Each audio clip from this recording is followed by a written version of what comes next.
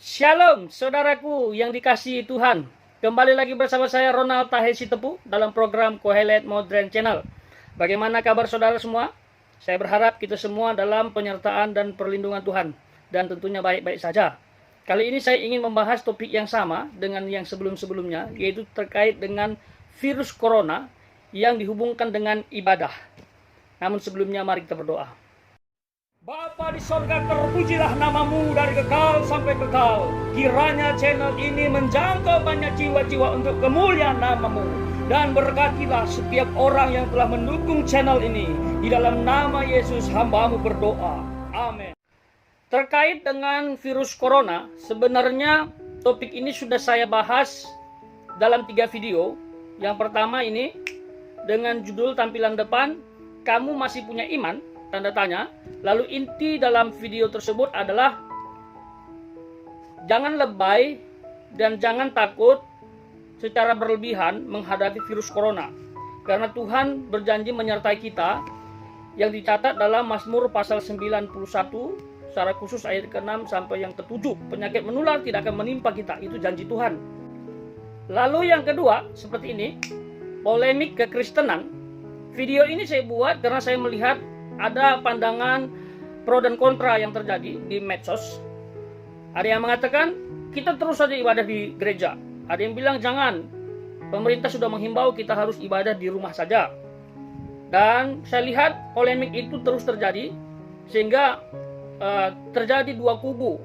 Yang setuju ibadah di gereja tetap di gereja, lalu yang setuju ibadah di rumah tetap di rumah. Sehingga saya buat video ini. Dan inti dari video ini adalah saya mengajak setiap anak-anak Tuhan untuk ibadah di rumah, difasilitasi dengan online. Lalu saya mengatakan, apabila kita sudah tahu potensi, resiko, apabila kita ibadah bersama di tempat yang skala besar, itu bisa menimbulkan penularan secara besar-besaran COVID-19, lebih baik kita ibadah di rumah saja. Karena kalau tetap kita lakukan hal demikian, kita mencobai Tuhan. Saya bilang begitu. Lalu yang ketiga ini.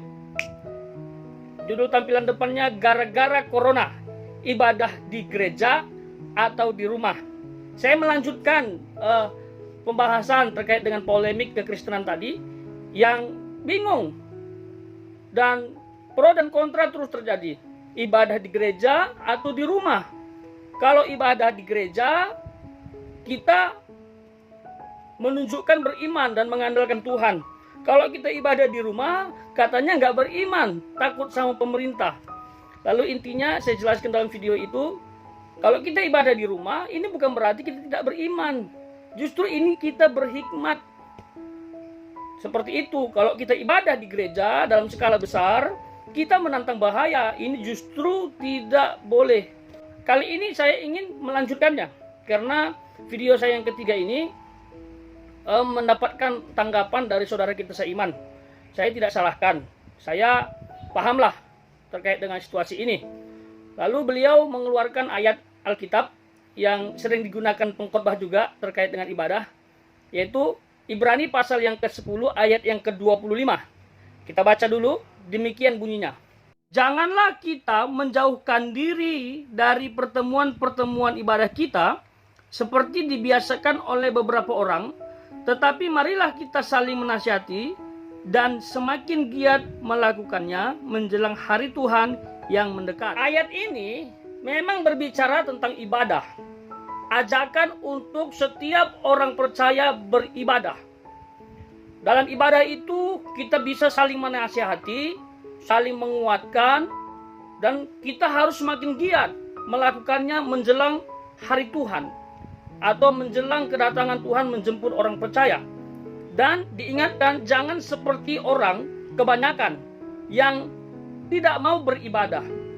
Tetapi perlu kita ketahui, saudaraku, ayat ini secara mendalam. Karena kalau kita baca sepintas, kesannya ayat yang sebelumnya yang saya sampaikan dan Ibrani pasal 10 ayat 25 itu bertentangan. Satu sisi kita harus di rumah beribadah karena itu menunjukkan kebijaksanaan. Tapi satu sisi ada ayat yang mengajak kita harus beribadah. kita harus datang ke pertemuan ibadah. Nah, saya ingin menjelaskan ayat ini secara praktis saja. Mudah-mudahan kita paham. Nah, hal yang perlu kita lihat adalah latar belakang penulisan Ibrani pasal 10 ayat 25 ini. Latar belakang penulisan kitab Ibrani ini itu ditujukan kepada orang-orang Kristen yang berdarah Yahudi di perantauan. Itu latar belakangnya. Nah, penulisnya kita tidak bisa ketahui karena tidak ada data Alkitab yang mencatat secara jelas. Tapi penafsir banyaklah yang menduga barangkali ini adalah Paulus. Ada juga yang bilang Barnabas, tapi ya udahlah, nggak terlalu penting siapa yang menulis.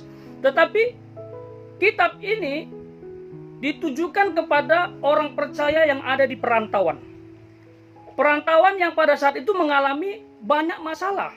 Masalahnya adalah satu, mereka selalu diperhadapkan dengan bidat atau pengajar sesat. Lalu yang kedua, mereka selalu mengalami penganiayaan. Nah, dua hal ini, masalah ini yang mereka alami membuat mereka meninggalkan Tuhan, menjauhi pertemuan ibadah. Dan berdasarkan latar belakang penulisan, tempat ibadah yang dimaksud bukan gereja, saudaraku, tetapi persekutuan rumah-rumah. Dan itu sudah mereka tinggalkan. Sebagian besar anak-anak Tuhan di zaman itu meninggalkan persekutuan ibadah.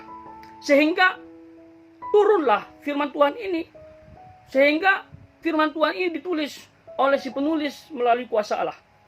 Mengatakan, marilah kita untuk datang ke tempat ibadah. Jangan menjauhi pertemuan-pertemuan ibadah kita. Karena pada saat kita beribadah bersama, kita bisa saling menasihati dan saling menguatkan. Karena kita harus lakukan ini menjelang hari Tuhan. Itu maksudnya.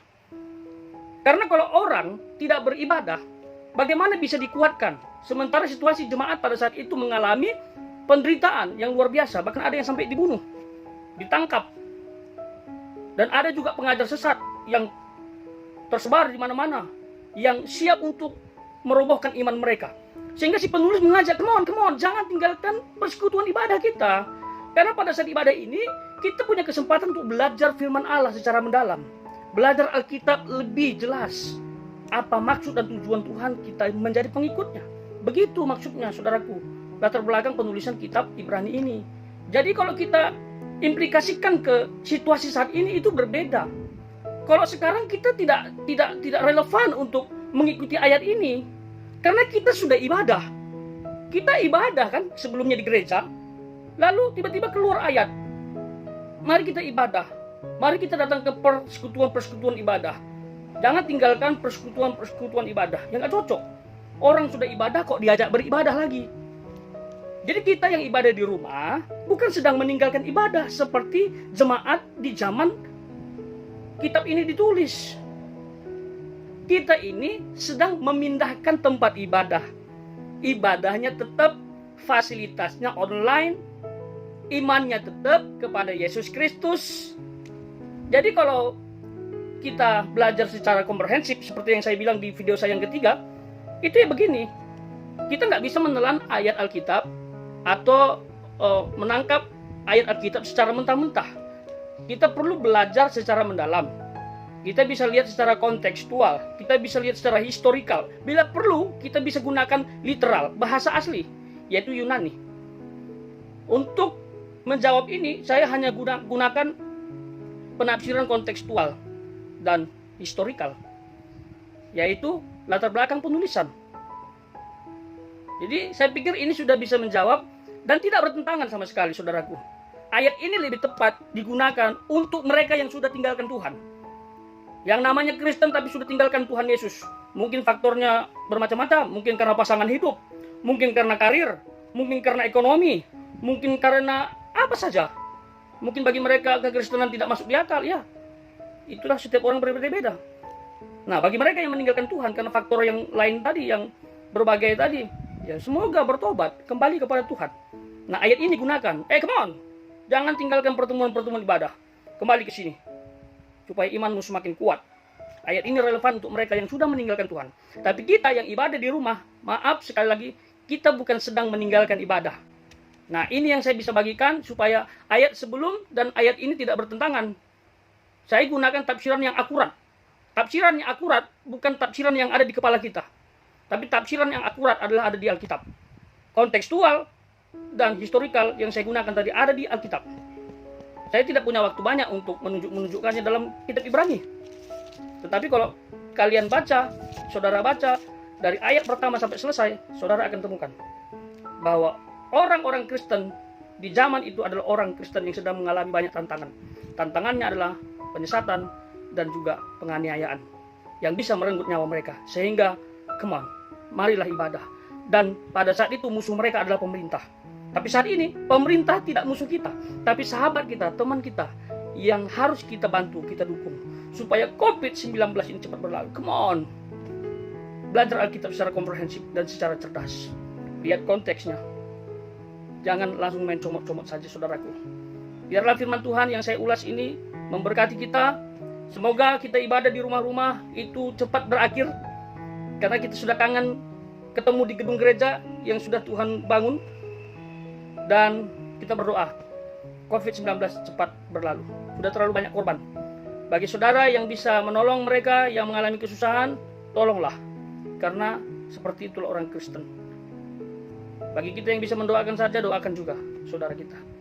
Dan please, jangan menjelek-jelekkan pemerintah, menjelek-jelekkan siapa saja. Kita harus lebih banyak berdoa. Waktu kita bukan untuk menilai orang lain. Waktu kita bukan untuk mencibir orang lain, apalagi menghakimi orang lain. Waktu kita ada 24 jam diberikan Tuhan untuk menilai diri kita dan mendoakan situasi dan saudara-saudara kita.